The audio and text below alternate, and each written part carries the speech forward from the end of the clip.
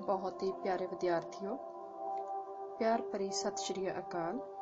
मैं पंजाबी अध्यापिका रजवंत कौर। ਅੱਜ ਅਸੀਂ विषय पंजाबी श्रेणी 7ਵੀਂ पाठ 3 पंजाब ਦੀ ਲੋਕ ਗਾਇਕਾ ਸੁਰਿੰਦਰ ਕੌਰ ਪੜਾਂਗੇ, ਜਿਨ੍ਹਾਂ ਨੂੰ ਪੰਜਾਬ ਦੀ ਕੋਇਲ ਵੀ ਕਿਹਾ ਜਾਂਦਾ ਹੈ। ਉਹ ਇੱਕ ਮਹਾਨ ਕਲਾਕਾਰ ਹੋਏ ਹਨ। ਪੰਜਾਬੀ ਗਾਇਕੀ ਨੂੰ ਸਮਰਪਿਤ ਹੋ ਕੇ ਸੰਗੀਤ ਦੀ ਦੁਨੀਆ ਵਿੱਚ ਅਮਰ ਹੋ ਗਏ ਹਨ। ਅਸੀਂ ਹੁਣ ਪੂਰਾ ਪਾਠ ਪੜਾਂਗੇ। ਕਲਾਕਾਰ ਕਿਸੇ ਵੀ ਕੌਮ ਦਾ ਅਮੁੱਲ ਸਰਮਾਇਆ ਹੁੰਦੇ ਹਨ। ਸੁਰਿੰਦਰ ਕੌਰ ਪੰਜਾਬ ਦੀ ਹੀ ਨਹੀਂ ਸਗੋਂ ਅੰਤਰਰਾਸ਼ਟਰੀ ਪ੍ਰਸਿੱਧੀ ਹਾਸਲ ਕਰਨ ਵਾਲੀ ਪੰਜਾਬੀ ਗਾਇਕਾ ਸੀ। ਉਹ ਆਪਣੀ ਸੁਰੀਲੀ ਆਵਾਜ਼ ਸਦਕਾ ਪੰਜਾਬੀਆਂ ਦੇ ਦਿਲਾਂ ਤੇ ਛਾਈ ਰਹੀ। ਭਾਵੇਂ ਸੁਰਿੰਦਰ ਕੌਰ, ਪ੍ਰਕਾਸ਼ ਕੌਰ, ਨਰਿੰਦਰ ਕੌਰ ਤਿੰਨਾਂ ਭੈਣਾਂ ਨੇ ਹੀ ਪੰਜਾਬੀ ਗਾਇਕੀ ਵਿੱਚ ਪ੍ਰਸਿੱਧੀ ਪ੍ਰਾਪਤ ਕੀਤੀ, ਪਰ ਜੋ ਸ਼ੋਹਰਤ ਤੇ ਮਾਣ ਸੁਰਿੰਦਰ ਕੌਰ ਨੂੰ ਹਾਸਲ ਹੋਇਆ ਉਹ ਬੇਮਿਸਾਲ ਹੈ। ਸੁਰਿੰਦਰ ਕੌਰ ਦਾ ਜਨਮ 25 ਨਵੰਬਰ 1929 ਈਸਵੀ ਨੂੰ ਦੀਵਾਨ ਬਿਸ਼ਨ ਸਿੰਘ ਦੇ ਘਰ ਮਾਂ ਮਾਇਆ ਦੇਵੀ ਕੁੱਖੋਂ ਲਾਹੌਰ ਵਿਖੇ ਹੋਇਆ। ਉਸ ਨੂੰ ਬਚਪਨ ਤੋਂ ਹੀ ਲੋਕ ਸੰਗੀਤ ਤੇ ਸ਼ਾਸਤਰੀ ਸੰਗੀਤ ਦੋਹਾਂ ਨਾਲ ਲਗਾਅ ਸੀ। ਸੁਰਿੰਦਰ ਕੌਰ ਆਪ ਵੀ ਇਸ ਗੱਲ ਨੂੰ ਮੰਨਦੀ ਸੀ। ਸੰਗੀਤ ਦੇ ਖੇਤਰ ਵਿੱਚ ਉਸ ਦੇ ਬਹੁਤ ਉਸਤਾਦ ਸਨ। ਸੁਰਿੰਦਰ ਕੌਰ ਨੇ ਬੜੇ ਗੁਲਾਮ ਅਲੀ ਖਾਨ ਦੇ ਭਾਣਜੇ ਅਨਾਇਤ ਹੁਸੈਨ ਤੋਂ ਸ਼ਾਸਤਰੀ ਸੰਗੀਤ ਦੀ ਸਿੱਖਿਆ ਲਈ। ਪਟਿਆਲੇ ਘਰਾਣੇ ਦੇ ਸੰਗੀਤ ਸ਼ਾਸਤਰੀ ਉਸਤਾਦਾਂ ਤੋਂ ਸ਼ਾਸਤਰੀ ਸੰਗੀਤ, ਗਜ਼ਲ ਅਤੇ ਠੁਮਰੀ ਦੀ ਸਿੱਖਿਆ ਗ੍ਰਹਿਣ ਕੀਤੀ। ਕਾਫੀਆਂ ਗਾਉਣ ਦਾ ਹੁਨਰ ਕੁੰਦਨ ਲਾਲ ਸ਼ਰਮਾ ਤੋਂ ਸਿੱਖਿਆ। ਉਸ ਨੂੰ ਸਿੱਖਿਆ ਦੀ ਇੰਨੀ ਪ੍ਰਬਲ ਇੱਛਾ ਸੀ ਕਿ ਜਿੱਥੋਂ ਵੀ ਕਿਧਰੇ ਸਿੱਖਣ ਦਾ ਮੌਕਾ ਮਿਲਿਆ ਉਸ ਨੂੰ ਹੱਥੋਂ ਨਹੀਂ ਗੁਆਇਆ। ਸੁਰਿੰਦਰ ਕੌਰ ਨੂੰ 12-13 ਸਾਲ ਦੀ ਉਮਰ ਵਿੱਚ ਹੀ ਲਾਹੌਰ ਰੇਡੀਓ ਸਟੇਸ਼ਨ ਤੇ ਬੱਚਿਆਂ ਦੇ ਪ੍ਰੋਗਰਾਮ ਵਿੱਚ ਹਿੱਸਾ ਲੈਣ ਦਾ ਮੌਕਾ ਮਿਲਿਆ। ਉੱਥੇ ਉਸਨੇ ਪਹਿਲਾ ਗੀਤ ਗਾਇਆ। ਉਸ ਦੀ ਆਵਾਜ਼ ਤੋਂ ਪ੍ਰਭਾਵਿਤ ਹੋ ਕੇ ਪ੍ਰਬੰਧਕਾਂ ਨੇ ਸੁਰਿੰਦਰ ਕੌਰ ਨੂੰ ਰੇਡੀਓ ਸਟੇਸ਼ਨ ਤੋਂ ਅਕਸਰ ਗਵਾਉਣਾ ਸ਼ੁਰੂ ਕਰ ਦਿੱਤਾ। ਛੇਤੀ ਹੀ ਉਸਦੀ ਪ੍ਰਸਿੱਧੀ ਇੰਨੀ ਵੱਧ ਗਈ ਕਿ ਹਿਜ਼ ਮਾਸਟਰਜ਼ ਵਾਇਸ ਕੰਪਨੀ ਵਾਲਿਆਂ ਨੇ ਤੇ ਫਿਲਮ ਇੰਡਸਟਰੀ ਵਾਲਿਆਂ ਨੇ ਉਸ ਨੂੰ ਗਾਉਣ ਲਈ ਬੁਲਾਇਆ। ਨਵੰਬਰ 1943 ਈਸਵੀ ਵਿੱਚ ਉਸ ਦਾ ਪਹਿਲਾ ਗੀਤ ਮਾਵਾਂ ਤੇ ਧੀਆਂ ਰਲ ਬੈਠੀਆਂ ਨੀ ਮਾਏ ਰਿਕਾਰਡ ਹੋਇਆ। ਸੁਰਿੰਦਰ ਕੌਰ ਦਾ ਵਿਆਹ ਸਰਦਾਰ ਜੋਗਿੰਦਰ ਸਿੰਘ ਸੋਢੀ ਨਾਲ 1948 ਈਸਵੀ ਵਿੱਚ ਹੋਇਆ। ਉਸ ਨੇ ਕੁਝ ਸਮਾਂ ਮੁੰਬਈ ਰਹਿ ਕੇ ਫਿਲਮਾਂ ਲਈ ਗੀਤ ਵੀ ਗਾਏ, ਪਰ ਮੁੰਬਈ ਬਹੁਤਾ ਸਮਾਂ ਨਾ ਰਹਿ ਸਕੀ। 1951 ਈਸਵੀ ਵਿੱਚ ਪਰਿਵਾਰ ਸਮੇਤ ਦਿੱਲੀ ਆ ਗਈ। ਉਸ ਸਮੇਂ ਉਸ ਕੋਲ ਆਪਣੀ ਮਿੱਠੀ ਆਵਾਜ਼ ਅਰਥਾਤ ਸੁਰੀਲੇ ਗਲੇ ਤੋਂ ਬਿਨਾਂ ਕੁਝ ਵੀ ਨਹੀਂ ਸੀ।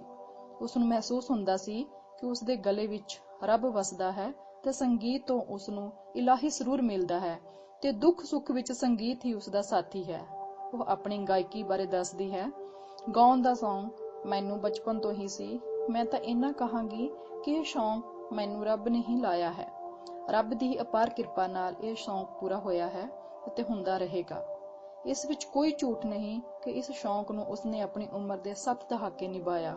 ਸੁਰਿੰਦਰ ਕੌਰ ਨੇ ਵਧੇਰੇ ਕਰਕੇ ਲੋਕ ਗੀਤ ਗਾਏ, ਉਂਝ ਗਜ਼ਲਾਂ ਤੇ ਸਾਹਿਤਕ ਗੀਤ ਵੀ ਗਾਏ। ਉਸ ਦੇ ਗਾਏ ਗੀਤ ਪਿੰਡ-ਪਿੰਡ, ਸ਼ਹਿਰ-ਸ਼ਹਿਰ, ਦੇਸ-ਪ੍ਰਦੇਸ ਹਰ ਥਾਂ ਤੇ ਪਹੁੰਚ ਗਏ। ਜਿੱਥੇ ਵੀ ਪੰਜਾਬੀ ਵਸਦੇ ਹਨ ਉੱਥੇ ਹਰ ਘਰ ਵਿੱਚ ਸੁਰਿੰਦਰ ਕੌਰ ਦੀ ਆਵਾਜ਼ ਸੁਣਾਈ ਦਿੰਦੀ ਹੈ। ਹਰ ਘਰ ਵਿੱਚ ਵਿਆਹ ਸ਼ਾਦੀ ਦਾ ਪ੍ਰੋਗਰਾਮ ਉਦੋਂ ਤੱਕ ਪੂਰਾ ਨਹੀਂ ਹੁੰਦਾ ਜਦੋਂ ਤੱਕ ਮਾਵਾਂ ਤੇ ਧੀਆਂ ਰਲ ਬੈਠੀਆਂ ਨੀ ਮਾਏ ਜਾਂ ਲੱਠੇ ਦੀ ਚਾਦਰ ਉੱਤੇ ਸਲੇਟੀ ਰੰਗ ਮਾਹੀਆ ਵਰਗੇ ਗੀਤ ਨਾ ਗਾਏ ਜਾਣ। ਸੁਰਿੰਦਰ ਕੌਰ ਦੇ ਗਾਏ ਗੀਤ ਬਹੁਤ ਹਨ, ਪਰ ਉਹਨਾਂ ਵਿੱਚੋਂ ਵਧੇਰੇ ਹਰਮਨ ਪਿਆਰੇ ਗੀਤਾਂ ਦੇ ਬੋਲ ਇਹ ਹਨ। ਸੜਕੇ ਸੜਕੇ ਜਾਂਦੀਏ ਮੁਟਿਆਰੇ ਨੀ, ਕੰਡਾ ਚੁੱਭਾ ਤੇਰੇ ਪੈਰ ਬਾਂਕੀਏ ਨਾਰੇ ਨੀ, ਮਾਵਾਂ ਤੇ ਧੀਆਂ ਰਲ ਬੈਠੀਆਂ ਨੀ ਮਾਏ, ਸਾਡਾ ਚਿੜੀਆਂ ਦਾ ਚੰਬਾ ਵੇ ਬਾਬਲ ਅਸਾਂ ਉੱਡ ਜਾਣਾ, ਸਾਡੀ ਲੰਮੀ ਉਡਾਰੀ ਵੇ ਬਾਬਲ ਕਿਹੜੇ ਦੇਸ ਜਾਣਾ, ਲੱਠੇ ਦੀ ਚਾਦਰ ਉੱਤੇ ਸਲੇਟੀ ਰੰਗ ਮਾਹੀਆ। ਸਾਡਾ ਚਿੜੀਆਂ ਦਾ ਚੰਬਾ ਵਾਲਾ ਗੀਤ ਤਿੰਨੇ ਭੈਣਾਂ ਪ੍ਰਕਾਸ਼ ਕੌਰ, ਸੁਰਿੰਦਰ ਕੌਰ ਅਤੇ ਨਰਿੰਦਰ ਕੌਰ ਨੇ ਗਾਇਆ ਅਤੇ ਫਿਰ ਇਹੀ ਗੀਤ ਤਿੰਨਾਂ ਪੀੜ੍ਹੀਆਂ ਸੁਰਿੰਦਰ ਕੌਰ, ਉਸ ਦੀ ਧੀ ਡੋਲੀ ਗੁਲੇਰੀਆ ਅਤੇ ਦੋਹਤੀ ਸੁਨੈਨਾ ਨੇ ਵੀ ਗਾਇਆ। ਪ੍ਰਕਾਸ਼ ਕੌਰ ਤੇ ਸੁਰਿੰਦਰ ਕੌਰ ਦਾ ਗੀਤ ਸੜਕੇ ਸੜਕੇ ਜਾਂਦੀਏ ਮੁਟਿਆਰੇ ਨੂੰ ਬਹੁਤ ਮਸ਼ਹੂਰ ਹੋਇਆ। ਸੁਰਿੰਦਰ ਕੌਰ ਦੇ ਗਾਏ ਗੀਤ ਪੰਜਾਬੀ ਸੱਭਿਆਚਾਰ ਦੀ ਮੂੰਹ ਬੋਲਦੀ ਤਸਵੀਰ ਹਨ। ਇਹ ਪੰਜਾਬੀ ਸੱਭਿਆਚਾਰ ਦਾ ਹਿੱਸਾ ਬਣ ਗਏ ਹਨ। ਵੱਡੀ ਗੱਲ ਉਸ ਦੀ ਗਾਇਕੀ ਸਾਫ਼ ਸੁਥਰੀ ਹੈ। ਉਸਨੇ ਹਰ ਗੀਤ ਨੂੰ ਰੂਹ ਨਾਲ ਗਾਇਆ। ਭਾਵੇਂ ਉਸਨੇ ਸੁਹਾਗ ਗਾਏ, ਘੋੜੀਆਂ ਗਾਈਆਂ, ਮਾਨਵੀ ਹਾਵਾਂ ਭਾਵਾਂ ਦੀ ਤਰਜਮਾਨੀ ਕਰਦੇ ਲੋਕ ਗੀਤ ਗਾਏ ਜਾਂ ਸਾਹਿਤਕ ਗੀਤ ਗਾਏ, ਉਸ ਦੀ ਗਾਇਕੀ ਦਾ ਇੱਕ ਵੱਖਰਾ ਹੀ ਰੰਗ ਹੈ। ਉਸ ਦੇ ਸਿਰ ਕੱਢ ਗਾਇਕਾ ਬਣਨ ਵਿੱਚ ਉਸ ਦੇ ਪਤੀ ਸਰਦਾਰ ਜੋਗਿੰਦਰ ਸਿੰਘ ਦਾ ਵੀ ਭਰਪੂਰ ਯੋਗਦਾਨ ਰਿਹਾ ਹੈ। ਉਹ ਵਧੀਆ ਕਵਿਤਾਵਾਂ ਲੱਭ ਕੇ ਲਿਆਉਂਦੇ ਤੇ ਫਿਰ ਉਹਨਾਂ ਬੋਲਾਂ ਨੂੰ ਸੰਗੀਤ ਦੀਆਂ ਧੁਨਾਂ ਤੇ ਗਾਉਣ ਲਈ ਉਸ ਨੂੰ ਉਤਸ਼ਾਹਿਤ ਕਰਦੇ। ਰੋਜ਼ਾਨਾ ਰਿਆਜ਼ ਕਰਨ ਲਈ ਆਖਦੇ। ਸੁਰਿੰਦਰ ਕੌਰ ਨੇ ਅੰਮ੍ਰਿਤਾ ਪ੍ਰੀਤਮ, ਪ੍ਰੋਫੈਸਰ ਮੋਹਨ ਸਿੰਘ, ਸ਼ਿਵ ਕੁਮਾਰ ਬਟਾਲਵੀ ਦੇ ਗੀਤਾਂ ਨੂੰ ਆਪਣੀ ਸੁਰੀਲੀ ਆਵਾਜ਼ ਦਿੱਤੀ। ਸ਼ਿਵ ਦਾ ਗੀਤ ਲੰਘ ਆ ਜਾ ਪਤਨ ਝਨਾਦਾ ਇਸ ਢੰਗ ਨਾਲ ਗਾਇਆ ਕਿ ਇਹ ਗੀਤ ਹਮੇਸ਼ਾ ਲਈ ਲੋਕ ਮਨਾਂ ਵਿੱਚ ਵਸ ਗਿਆ। ਸੁਰਿੰਦਰ ਕੌਰ ਦੀ ਆਵਾਜ਼ ਸਰੋਤਿਆਂ ਤੇ ਦਰਸ਼ਕਾਂ ਨੂੰ ਘੰਟਿਆਂ ਬੱਧੀ ਕੀਲ ਕੇ ਬਿਠਾ ਸਕਣ ਦੀ ਸਮਰੱਥਾ ਰੱਖਦੀ ਸੀ। ਇਹ ਗੁਣ ਇੱਕ ਦਿਨ ਵਿੱਚ ਪੈਦਾ ਨਹੀਂ ਹੋਇਆ, ਇਸ ਦੇ ਪਿੱਛੇ ਉਸ ਦਾ ਵਰ੍ਹਿਆਂ ਦਾ ਰਿਆਜ਼ ਕੰਮ ਕਰਦਾ ਸੀ। ਸੁਰਿੰਦਰ ਕੌਰ ਦਾ ਹੱਥਾਂ ਵਿੱਚ ਘੁੰਗਰੂ ਫੜ ਕੇ ਤਾਲ ਦੇਣ ਦਾ ਅੰਦਾਜ਼ ਤੇ ਉੱਚੀ ਹੇਕ ਸਰੋਤਿਆਂ ਨੂੰ ਕੀਲ ਲੈਂਦੀ ਸੀ। ਉਹ ਸਧਾਰਨ ਲੋਕ ਸਾਜ਼ਾਂ ਦੀ ਵਰਤੋਂ ਕਰਦੀ ਸੀ। ਸੁਰਿੰਦਰ ਕੌਰ ਨੇ ਪੰਜਾਬ ਵਿੱਚ ਹੀ ਨਹੀਂ ਗਾਇਆ, ਸਗੋਂ ਉਹ ਵੱਖ-ਵੱਖ ਸਮੇਂ ਭਾਰਤ ਦੇ ਮਹਾਨਗਰਾਂ ਮੁੰਬਈ, ਕਲਕੱਤਾ, ਪੂਨਾ, ਮਦਰਾਸ, ਮੰਗਲੌਰ, ਪਟਨਾ, ਦਿੱਲੀ ਹਰ ਥਾਂ ਸੱਭਿਆਚਾਰਕ ਪ੍ਰੋਗਰਾਮਾਂ ਵਿੱਚ ਜਾਂਦੀ ਸੀ। ਉਸ ਨੇ ਹਿੰਦੁਸਤਾਨ ਤੋਂ ਬਾਹਰ ਵੀ ਅਨੇਕਾਂ ਮੁਲਕਾਂ ਦਾ ਦੌਰਾ ਕੀਤਾ। ਉਸਨੇ ਚੀਨ, ਰੂਸ, ਇੰਗਲੈਂਡ, ਕੈਨੇਡਾ, ਅਮਰੀਕਾ, ਅਫਰੀਕਾ ਆਦਿ ਹਰ ਦੇਸ਼ ਵਿੱਚ ਜਾ ਕੇ ਆਪਣੇ ਗੀਤ ਗਾਏ ਤੇ ਪੰਜਾਬੀ ਗਾਇਕੀ ਦੀ ਪੇਸ਼ਕਾਰੀ ਕੀਤੀ। ਆਪਣੀ ਗਾਇਕੀ ਰਾਹੀਂ ਪੰਜਾਬੀਆਂ ਦੇ ਦਿਲਾਂ ਤੇ ਰਾਜ ਕਰਨ ਵਾਲੀ ਇਹ ਗਾਇਕਾ ਪੰਜਾਬੀ ਜਗਤ ਨੂੰ ਸੰਨ 2006 ਈਸਵੀ ਵਿੱਚ ਸਦੀਵੀ ਵਿਛੋੜਾ ਦੇ ਗਈ। ਉਸ ਦੀਆਂ 3 ਧੀਆਂ ਡੋਲੀ ਗਲੇਰੀਆ, ਨੰਦਨੀ, ਪ੍ਰਮੋਦਨੀ ਹਨ। ਡੋਲੀ ਗਲੇਰੀਆ ਨੂੰ ਗਾਉਣ ਦੀ ਦਾਤ ਵਿਰਸੇ ਵਿੱਚ ਮਿਲੀ ਤੇ ਡੋਲੀ ਦੀ ਧੀ ਸੁਨੈਣਾ ਵੀ ਕਦੇ-ਕਦੇ ਗਾ ਲੈਂਦੀ ਹੈ, ਪਰ ਸੁਰਿੰਦਰ ਕੌਰ ਆਪਣੀ ਮਿਸਾਲ ਆਪ ਹੀ ਸੀ। ਉਹ ਪੰਜਾਬੀ ਗਾਇਕੀ ਨੂੰ ਸਮਰਪਿਤ ਹੋ ਕੇ ਸੰਗੀਤ ਦੀ ਦੁਨੀਆ ਵਿੱਚ ਅਮਰ ਹੋ ਗਈ। ਇਹ ਸੀ ਬੱਚਿਓ ਸੁਰਿੰਦਰ ਕੌਰ ਦੇ ਪੂਰੇ ਜੀਵਨ ਸੰਬੰਧੀ, ਜਿਨ੍ਹਾਂ ਨੇ ਬਹੁਤ ਸਾਰੇ ਸਾਫ਼ ਸੁਥਰੀ ਗਾਇਕੀ ਦੇ ਗੀਤ ਪੇਸ਼ ਕਰਕੇ ਬਹੁਤ ਵਧੀਆ ਸਾਨੂੰ ਪੰਜਾਬੀ ਸੱਭਿਆਚਾਰ ਨਾਲ ਸੰਬੰਧਿਤ ਗੀਤ ਜਿਹੜੇ ਦਿੱਤੇ। ਉਹਨਾਂ ਦਾ ਜੀਵਨ ਬੜਾ ਚੁਣੌਤੀਆਂ ਭਰਿਆ ਵੀ ਸੀ, ਪਰ ਉਹਨਾਂ ਦੇ ਪਤੀ ਨੇ ਉਹਨਾਂ ਦਾ ਬਹੁਤ ਸਾਥ ਦਿੱਤਾ। ਬਹੁਤ ਸਾਰੀਆਂ ਕਵਿਤਾਵਾਂ ਲੱਭ ਕੇ ਲਿਆਉਂਦੇ ਤੇ ਉਹਨਾਂ ਨੂੰ ਗਾਉਣ ਦੇ ਲਈ, ਰਿਆਜ਼ ਕਰਨ ਦੇ ਲਈ ਸਮਾਂ ਦਿੰਦੇ, ਜਿਹਦੇ ਕਰਕੇ ਉਹਨਾਂ ਨੇ ਬਹੁਤ ਸਾਰਾ ਨਾਮ ਪੰਜਾਬੀ ਗਾਇਕੀ ਵਿੱਚ, ਸੰਗੀਤ ਦੇ ਵਿੱਚ ਕਮਾਇਆ। ਹੁਣ ਬੱਚਿਓ ਅਸੀਂ ਅੱਜ ਆਪਣੀ ਅਭਿਆਸ ਤੇ ਆਉਂਦੇ ਹਾਂ। ਅਭਿਆਸ ਦੇ ਪ੍ਰਸ਼ਨ ਉੱਤਰ ਕਰਾਂਗੇ। ਸਭ ਤੋਂ ਪਹਿਲਾ ਪ੍ਰਸ਼ਨ ਹੈ, ਸੁਰਿੰਦਰ ਕੌਰ ਦਾ ਜਨਮ ਕਦੋਂ ਤੇ ਕਿੱਥੇ ਹੋਇਆ? ਅਸੀਂ ਪੜ੍ਹਿਆ ਸੀ ਕਿ ਸੁਰਿੰਦਰ ਕੌਰ ਦਾ ਜਨਮ 25 ਨਵੰਬਰ 1929 ਨੂੰ ਲਾਹੌਰ ਵਿੱਚ ਹੋਇਆ। ਦੂਸਰਾ ਪ੍ਰਸ਼ਨ ਹੈ, ਸੁਰਿੰਦਰ ਕੌਰ ਨੇ ਗਾਇਕੀ ਦੀ ਸਿੱਖਿਆ ਕਿਹੜੇ-ਕਿਹੜੇ ਉਸਤਾਦਾਂ ਤੋਂ ਗ੍ਰਹਿਣ ਕੀਤੀ? ਸੁਰਿੰਦਰ ਕੌਰ ਨੇ ਗਾਇਕੀ ਦੀ ਸਿੱਖਿਆ ਬਹੁਤ ਸਾਰੇ ਉਸਤਾਦਾਂ ਤੋਂ ਲਈ। ਉਸਨੇ ਬੜੇ ਗੁਲਾਮ ਅਲੀ ਖਾਨ ਦੇ ਭਾਣਜੇ ਅਨਾਇਤ ਹੁਸੈਨ ਤੋਂ ਸ਼ਾਸਤਰੀ ਸੰਗੀਤ ਦੀ ਸਿੱਖਿਆ ਲਈ। ਪਟਿਆਲਾ ਘਰਾਣੇ ਦੇ ਸੰਗੀਤ ਸ਼ਾਸਤਰੀ ਉਸਤਾਦਾਂ ਤੋਂ ਸ਼ਾਸਤਰੀ ਸੰਗੀਤ, ਗਜ਼ਲ ਤੇ ਠੁਮਰੀ ਦੀ ਸਿੱਖਿਆ ਪ੍ਰਾਪਤ ਕੀਤੀ। ਕਾਫੀਆਂ ਗਾਉਣ ਦਾ ਹੁਨਰ ਉਸਨੇ ਕੁੰਦਨ ਲਾਲ ਸ਼ਰਮਾ ਤੋਂ ਸਿੱਖਿਆ। ਇਸੇ ਤਰ੍ਹਾਂ ਹੀ ਪ੍ਰਸ਼ਨ ਨੰਬਰ 3, ਛੋਟੀ ਉਮਰ ਵਿੱਚ ਹੀ ਸੁਰਿੰਦਰ ਕੌਰ ਦੀ ਪ੍ਰਸਿੱਧੀ ਵਧੀ, ਦੱਸੋ ਕਿਵੇਂ? ਜਿਵੇਂ ਕਿ ਅਸੀਂ ਲੈਸਨ ਦੇ ਵਿੱਚ ਪਹਿਲਾਂ ਹੀ ਪੜ੍ਹਿਆ ਸੀ ਕਿ ਸੁਰਿੰਦਰ ਕੌਰ ਨੂੰ 12-13 ਸਾਲ ਦੀ ਉਮਰ ਤੋਂ ਹੀ ਜਿਹੜਾ ਸੀ ਗਾਉਣ ਦਾ ਸ਼ੌਂਕ ਜਿਹੜਾ ਬਚਪਨ ਤੋਂ ਸੀ, ਪਰ 12-13 ਸਾਲ ਦੀ ਉਮਰ ਵਿੱਚ ਉਹਨਾਂ ਨੂੰ ਲਾਹੌਰ ਰੇਡੀਓ ਸਟੇਸ਼ਨ ਤੇ ਬੱਚਿਆਂ ਦੇ ਪ੍ਰੋਗਰਾਮ ਵਿੱਚ ਗਾਉਣ ਲਈ ਬੁਲਾਇਆ ਗਿਆ ਸੀ। ਉਸ ਦੀ ਆਵਾਜ਼ ਤੋਂ ਪ੍ਰਭਾਵਿਤ ਹੋ ਕੇ ਪ੍ਰਬੰਧਕਾਂ ਨੇ ਉਸ ਨੂੰ ਰੇਡੀਓ ਸਟੇਸ਼ਨ ਤੋਂ ਅਕਸਰ ਗਵਾਉਣਾ ਸ਼ੁਰੂ ਕਰ ਦਿੱਤਾ। ਛੇਤੀ ਹੀ ਉਸ ਦੀ ਪ੍ਰਸਿੱਧੀ ਇੰਨੀ ਵੱਧ ਗਈ ਕਿ ਹਿਜ਼ ਮਾਸਟਰ ਵਾਇਸ ਕੰਪਨੀ ਵਾਲਿਆਂ ਨੇ ਵੀ ਗਵਾਉਣਾ ਸ਼ੁਰੂ ਕਰ ਦਿੱਤਾ। ਨਵੰਬਰ 1943 ਵਿੱਚ ਉਸ ਦਾ ਪਹਿਲਾ ਗੀਤ ਕਿਹੜਾ ਸੀ? ਮਾਵਾਂ ਤੇ ਧੀਆਂ ਰਲ ਬੈਠੀਆਂ ਨੇ ਮਾਏ ਰਿਕਾਰਡ ਹੋਇਆ। ਇਸ ਪ੍ਰਕਾਰ ਛੋਟੀ ਉਮਰ ਵਿੱਚ ਹੀ ਸੁਰਿੰਦਰ ਕੌਰ ਦੀ ਪ੍ਰਸਿੱਧੀ ਵਧਣ ਲੱਗ ਪਈ। ਪ੍ਰਸ਼ਨ ਨੰਬਰ 4, ਸੁਰਿੰਦਰ ਕੌਰ ਨੇ ਆਪਣੀ ਗਾਇਕੀ ਬਾਰੇ ਆਪ ਕੀ ਦੱਸਿਆ? ਸੁਰਿੰਦਰ ਕੌਰ ਨੇ ਆਪਣੀ ਗਾਇਕੀ ਬਾਰੇ ਦੱਸਿਆ ਕਿ ਗਾਉਣ ਦਾ ਸ਼ੌਂਕ ਉਸ ਨੂੰ ਬਚਪਨ ਤੋਂ ਸੀ। ਉਸ ਦਾ ਵਿਸ਼ਵਾਸ ਸੀ ਕਿ ਇਹ ਸ਼ੌਂਕ ਉਸ ਨੂੰ ਰੱਬ ਨੇ ਆਪ ਹੀ ਆਪਣੀ ਅਪਾਰ ਕਿਰਪਾ ਨਾਲ ਲਾਇਆ ਹੈ ਤੇ ਉਸ ਦੀ ਹੀ ਅਪਾਰ ਕਿਰਪਾ ਨਾਲ ਇਹ ਪੂਰਾ ਹੋਇਆ ਤੇ ਹੁੰਦਾ ਰਹੇਗਾ। ਪ੍ਰਸ਼ਨ ਨੰਬਰ 5, ਸੁਰਿੰਦਰ ਕੌਰ ਦੇ ਗਾਏ ਗੀਤਾਂ ਵਿੱਚੋਂ ਕਿਹੜੇ-ਕਿਹੜੇ ਗੀਤ ਵਧੇਰੇ ਹਰਮਨ ਪਿਆਰੇ ਹੋਏ? ਜਿਵੇਂ ਕਿ ਅਸੀਂ ਪਾਠ ਵਿੱਚ ਪਹਿਲਾਂ ਵੀ ਪੜ੍ਹ ਚੁੱਕੇ ਹਾਂ ਕਿ ਸੁਰਿੰਦਰ ਕੌਰ ਦੇ ਗਾਏ ਗੀਤਾਂ ਵਿੱਚੋਂ ਸਭ ਤੋਂ ਜ਼ਿਆਦਾ ਹਰਮਨ ਪਿਆਰੇ ਜੋ ਗੀਤ ਹੋਏ ਸੀ ਉਹ ਸਨ ਸੜਕੇ ਸੜਕੇ ਜਾਂਦੀਏ ਮੁਟਿਆਰੇ ਨੀ, ਕੰਡਾ ਚੁੱਬਾ ਤੇਰੇ ਪੈਰ ਬਾਂਕੀਏ ਨਾਰੇ ਨੀ, ਮਾਵਾਂ ਤੇ ਧੀਆਂ ਰਲ ਬੈਠੀਆਂ ਨੀ ਮਾਏ, ਸਾਡਾ ਚਿੜੀਆਂ ਦਾ ਚੰਬਾ ਵੇ ਬਾਬਲ ਅਸਾਂ ਉੱਡ ਜਾਣਾ, ਸਾਡੀ ਲੰਮੀ ਉਡਾਰੀ ਵੇ ਬਾਬਲ ਕਿਹੜੇ ਦੇਸ ਜਾਣਾ, ਲੱਠੇ ਦੀ ਚਾਦਰ ਉੱਤੇ ਸਲੇਟੀ ਰੰਗ ਮਾਹੀਆ। ਪ੍ਰਸ਼ਨ ਨੰਬਰ 6, ਸਾਡਾ ਚਿੜੀਆਂ ਦਾ ਚੰਬਾ ਗੀਤ ਸੁਰਿੰਦਰ ਕੌਰ ਦੇ ਪਰਿਵਾਰ ਦੇ ਜੀਆਂ ਵਿੱਚੋਂ ਹੋਰ ਕਿਸ ਨੇ ਗਾਇਆ? ਇਹ ਗੀਤ ਸੁਰਿੰਦਰ ਕੌਰ ਦੇ ਪਰਿਵਾਰ ਵਿੱਚ ਉਸ ਦੇ ਨਾਲ ਹੀ ਉਸ ਦੀਆਂ ਦੋਹਾਂ ਭੈਣਾਂ ਪ੍ਰਕਾਸ਼ ਕੌਰ ਤੇ ਨਰਿੰਦਰ ਕੌਰ ਨੇ ਗਾਇਆ। ਫਿਰ ਇਹੋ ਗੀਤ ਉਸ ਦੀ ਧੀ ਡੋਲੀ ਗੁਲੇਰੀਆ ਅਤੇ ਉਸ ਦੀ ਦੋਹਤੀ ਸੁਨੈਨਾ ਨੇ ਗਾਇਆ। ਪ੍ਰਸ਼ਨ ਨੰਬਰ 7, ਸੁਰਿੰਦਰ ਕੌਰ ਦੇ ਪਤੀ ਨੇ ਉਹਨਾਂ ਦੀ ਗਾਇਕੀ ਵਿੱਚ ਕੀ ਯੋਗਦਾਨ ਪਾਇਆ? ਸੁਰਿੰਦਰ ਕੌਰ ਦੇ ਪਤੀ ਜੋਗਿੰਦਰ ਸਿੰਘ ਸੋਢੀ ਨੇ ਉਸ ਦੇ ਇੱਕ ਸਿਰਕੱਢ ਗਾਇਕਾ ਬਣਨ ਵਿੱਚ ਬਹੁਤ ਯੋਗਦਾਨ ਪਾਇਆ। ਉਹ ਉਸ ਲਈ ਕੀ ਕਰਦੇ ਸਨ? ਵਧੀਆ ਕਵਿਤਾਵਾਂ ਲੈ ਕੇ ਆਉਂਦੇ ਤੇ ਫਿਰ ਉਹਨਾਂ ਬੋਲਾਂ ਨੂੰ ਸੰਗੀਤ ਦੀਆਂ ਧੁਨਾਂ ਤੇ ਗਾਉਣ ਲਈ ਉਸਨੂੰ ਉਤਸ਼ਾਹਿਤ ਕਰਦੇ। ਉਹ ਉਸ ਨੂੰ ਰੋਜ਼ਾਨਾ ਕੀ ਕਰਨ ਵਾਸਤੇ ਕਹਿੰਦੇ ਸਨ? ਰਿਆਜ਼ ਕਰਨ ਲਈ ਵੀ ਕਹਿੰਦੇ। ਇਸ ਤਰ੍ਹਾਂ ਸੁਰਿੰਦਰ ਕੌਰ ਦੇ ਪਤੀ ਨੇ ਉਹਨਾਂ ਦੀ ਗਾਇਕੀ ਵਿੱਚ ਬਹੁਤ ਜ਼ਿਆਦਾ ਯੋਗਦਾਨ ਪਾਇਆ। ਕੀ ਕਾਰਨ ਹੈ ਕਿ ਸੁਰਿੰਦਰ ਕੌਰ ਗੀਤ ਪੇਸ਼ ਕਰਨ ਸਮੇਂ ਆਪਣੇ ਸਰੋਤਿਆਂ ਨੂੰ ਕੀ ਲੈਂਦੀ ਸੀ? ਦੇਖੋ, ਸਾਨੂੰ ਕੀ ਪ੍ਰਸ਼ਨ ਪੁੱਛਿਆ? ਕੀ ਕਾਰਨ ਸੀ ਕਿ ਸੁਰਿੰਦਰ ਕੌਰ ਗੀਤ ਪੇਸ਼ ਕਰਨ ਸਮੇਂ ਆਪਣੇ ਸਰੋਤਿਆਂ ਨੂੰ ਕੀ ਲੈਂਦੀ ਸੀ? ਉੱਤਰ, ਸੁਰਿੰਦਰ ਕੌਰ ਦੁਆਰਾ ਗੀਤ ਪੇਸ਼ ਕਰਨ ਸਮੇਂ ਸਰੋਤਿਆਂ ਨੂੰ ਕੀ ਲੈਣ ਪਿੱਛੇ ਉਸਦਾ ਕੀ ਸੀ? ਬਹੁਤ ਸਾਰਾ ਰਿਆਜ਼ ਕੰਮ ਕਰਦਾ ਸੀ। ਉਸ ਦਾ ਹੱਥਾਂ ਵਿੱਚ ਘੁੰਗਰੂ ਫੜ ਕੇ ਤਾਲ ਦੇਣ ਦਾ ਅੰਦਾਜ਼ ਤੇ ਉੱਚੀ ਹੇਕ ਇਸ ਵਿੱਚ ਸੋਨੇ ਤੇ ਸੁਹਾਗੇ ਦਾ ਕੰਮ ਕਰਦੇ ਸਨ। ਇਸੇ ਨਾਲ ਹੀ ਉਹ ਸੁਧਾਰਨ ਲੋਕ ਸਾਜ਼ਾਂ ਦੀ ਵਰਤੋਂ ਕਰਦੀ ਸੀ। ਪ੍ਰਸ਼ਨ ਨੰਬਰ 9, ਸੁਰਿੰਦਰ ਕੌਰ ਨੇ ਪੰਜਾਬ ਤੋਂ ਇਲਾਵਾ ਹੋਰ ਕਿਹੜੀਆਂ ਥਾਵਾਂ ਤੇ ਗੀਤ ਪੇਸ਼ ਕੀਤੇ?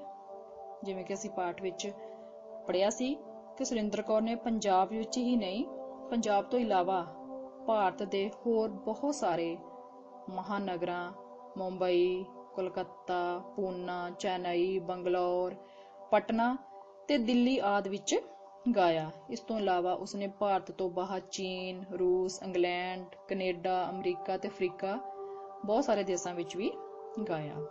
ਇਹ ਸਨ ਇਸ ਅਭਿਆਸ ਦੇ ਪ੍ਰਸ਼ਨ। ਤੇ ਹੁਣ ਅਸੀਂ ਅੱਗੇ ਕਰਾਂਗੇ ਸ਼ਬਦ ਜੋੜ, ਔਖੇ ਸ਼ਬਦਾਂ ਦੇ ਅਰਥ। ਸਭ ਤੋਂ ਪਹਿਲਾ ਸ਼ਬਦ ਹੈ ਸੁਰੀਲੀ। ਸੁਰੀਲੀ ਕੀ ਹੁੰਦੀ ਹੈ? ਮਿੱਠੀ ਸੁਰ ਵਿੱਚ। ਸ਼ੋਹਰਤ, ਪ੍ਰਸਿੱਧੀ, ਪ੍ਰਬਲ ਇੱਛਾ, ਤੀਬਰ ਇੱਛਾ। ਇਲਾਹੀ ਸਰੂਰ, ਰੱਬੀ ਮਸਤੀ, ਅਪਾਰ ਕਿਰਪਾ, ਅਤਿਅੰਤ ਮਿਹਰ। ਦਹਾਕਾ, 10 ਵਰ੍ਹਿਆਂ ਦਾ ਸਮਾਂ। ਦਹਾਕਾ ਕੀ ਹੁੰਦਾ? 10 ਵਰ੍ਹਿਆਂ ਦਾ ਸਮਾਂ। ਉਸਤਾਦ ਕੌਣ ਹੁੰਦਾ? ਸਿੱਖਿਅਕ, ਕੋਈ ਹੁਨਰ ਸਿਖਾਉਣ ਵਾਲਾ। ਰਿਆਜ਼, ਅਭਿਆਸ, ਮੁਹਾਰਤ। ਸਰੋਤੇ ਕੌਣ ਹੁੰਦੇ ਆ? ਸੁਣਨ ਵਾਲੇ। ਸਮਰਥਾ, ਯੋਗਤਾ, ਤਾਕਤ, ਬਲ, ਸ਼ਕਤੀ। ਸਮਰਪਿਤ, ਅਰਪਣ ਕੀਤਾ ਹੋਇਆ, ਭੇਟਾ ਚੜਿਆ। ਭਰਪੂਰ, ਭਰਿਆ ਹੋਇਆ, ਪੂਰਨ। ਅੱਗੇ ਸਾਡੇ ਕੋਲ ਹੈਗੇ ਨੇ ਵਾਕ। ਸ਼ਬਦਾਰਥਾਂ ਤੋਂ ਬਾਅਦ ਕੀ ਆ ਗਿਆ? ਵਾਕ। ਸਭ ਤੋਂ ਪਹਿਲਾ ਵਾਕ ਕੀ ਆ ਗਿਆ? ਕਲਾਕਾਰ। ਕਲਾਕਾਰ ਕੌਣ ਹੁੰਦਾ ਵਾ? ਜਿਹਦੇ ਅੰਦਰ ਹੁਨਰ ਹੋਵੇ, ਹੁਨਰਮੰਦ, ਸੰਗੀਤਕਾਰ, ਗਾਇਕ। ਜਿਵੇਂ ਸੁਰਿੰਦਰ ਕੌਰ ਜੀ ਇੱਕ ਮਹਾਨ ਕਲਾਕਾਰ ਸਨ। ਦੂਸਰਾ ਵਾਕ ਕਿਹੜਾ ਆ ਗਿਆ ਸਾਡਾ? ਅੰਤਰਰਾਸ਼ਟਰੀ। ਕਿਹੜਾ ਵਾਕ ਆ? ਅੰਤਰਰਾਸ਼ਟਰੀ। ਬਹੁਤ ਸਾਰੇ ਦੇਸ਼ਾਂ ਤੇ ਕੌਮਾਂ ਨਾਲ ਸੰਬੰਧਿਤ। UN ਇੱਕ ਅੰਤਰਰਾਸ਼ਟਰੀ ਸੰਸਥਾ ਹੈ। ਵਾਕ ਨੰਬਰ 3, ਪ੍ਰਭਾਵਿਤ। ਜਿਸ ਉੱਤੇ ਅਸਰ ਹੋਵੇ, ਜਿਹੜਾ ਕਿਸੇ ਗੱਲ ਨੂੰ ਲੈ ਕੇ ਪ੍ਰਭਾਵਿਤ ਹੋਵੇ ਜਾਂ ਕਿਸੇ ਹੋਰ ਚੀਜ਼ ਤੋਂ ਪ੍ਰਭਾਵਿਤ ਹੋਵੇ, ਉਹਨੂੰ ਅਸੀਂ ਕੀ ਕਹਿੰਦੇ ਆ? ਪ੍ਰਭਾਵਿਤ। ਜਿਸ ਉੱਤੇ ਅਸਰ ਹੋਵੇ।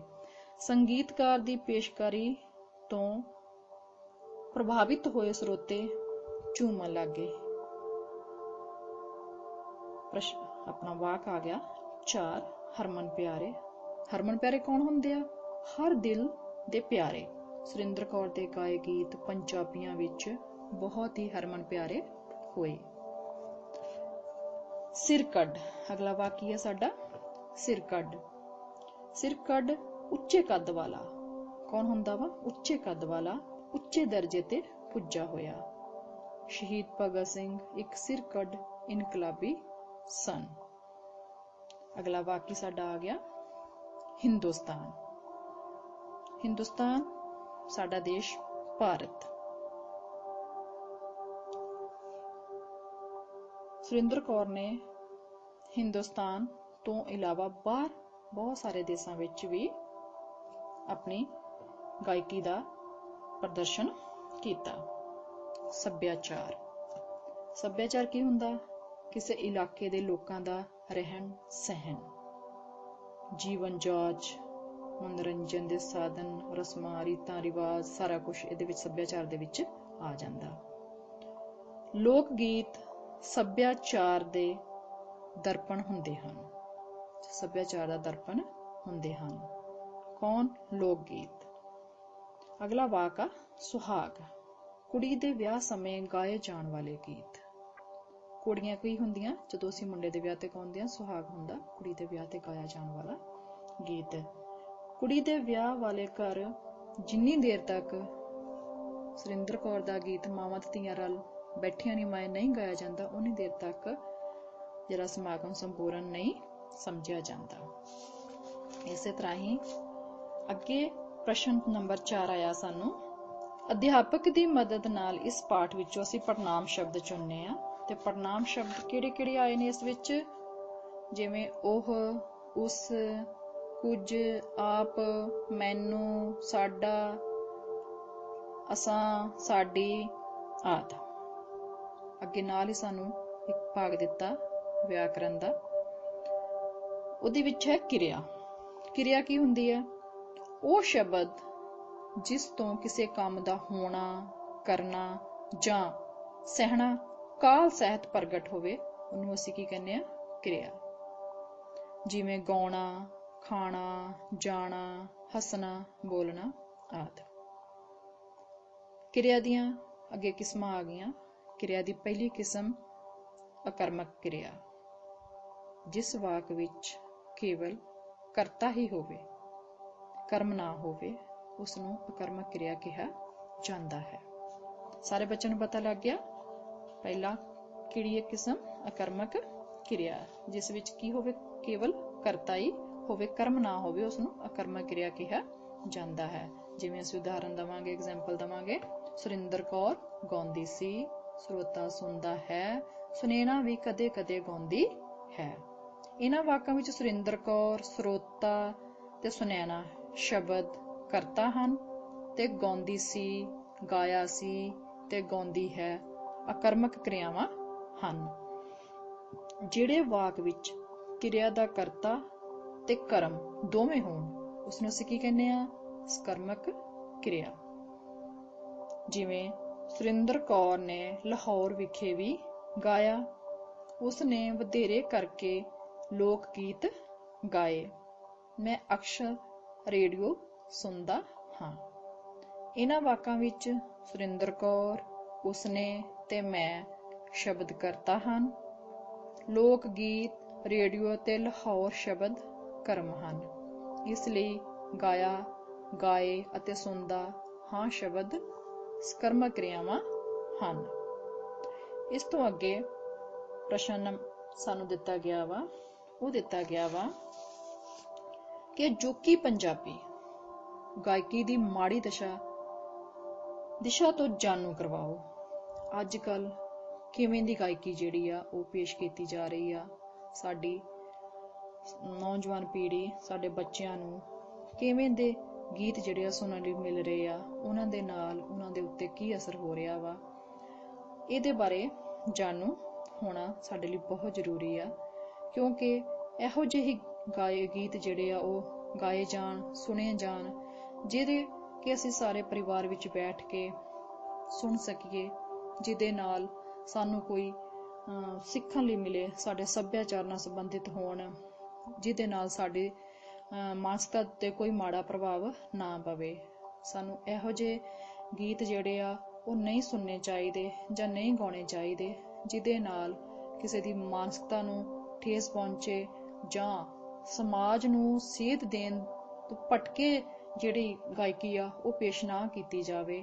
ਇਹੋ ਜਿਹੀ ਗਾਇਕੀ ਪੇਸ਼ ਕੀਤੀ ਜਾਵੇ ਜਿਹਦੇ ਰਾਹੀਂ ਅਸੀਂ ਸਾਰੇ ਕੁਝ ਨਾ ਕੁਝ ਸਿੱਖ ਸਕੀਏ। ਸਾਫ਼ ਸੁਥਰੀ ਗਾਇਕੀ ਹੋਵੇ, ਜਿਵੇਂ ਸਾਨੂੰ ਪਿੰਡਾਂ ਤੇ ਸ਼ਹਿਰਾਂ ਵਿੱਚ ਉੱਚੀ ਪੱਧਰ ਤੇ ਸੱਭਿਆਚਾਰਕ ਸਰਗਰਮੀਆਂ ਜਾਰੀ ਕਰਕੇ ਲੋਕਾਂ ਦੇ ਦਿਲ ਪਰਚਾਵੇ ਦੇ ਲਈ ਸੋਹਣੇ ਗੀਤ, ਕੋਮਲ ਰੁਚੀਆਂ ਦੇ ਟੁੰਬਣ ਵਾਲੇ ਗੀਤ, ਜਿਨ੍ਹਾਂ ਦੇ ਅੰਦਰ ਪਿਆਰ ਹੋਵੇ, ਇਹੋ ਜਿਹੇ ਗੀਤ ਜਿਹੜੇ ਉਹ ਗਾਉਣੇ ਚਾਹੀਦੇ ਆ। ਇਹ ਨਹੀਂ ਕਿ ਹੁੱਲੜਬਾਜ਼ੀ ਦੇ ਵਿੱਚ ਅਸੀਂ ਇਹੋ ਜਿਹੀ ਗਾਇਕੀ ਜਿਹੜੀ ਆ ਉਹਨੂੰ ਲੈ ਕੇ ਚੱਲੀਏ ਜਿਹਦੇ ਨਾਲ ਨਾ ਤੇ ਅਸੀਂ ਪਰਿਵਾਰ ਦੇ ਵਿੱਚ ਬੈਠ ਕੇ ਸੁਣ ਸਕੀਏ।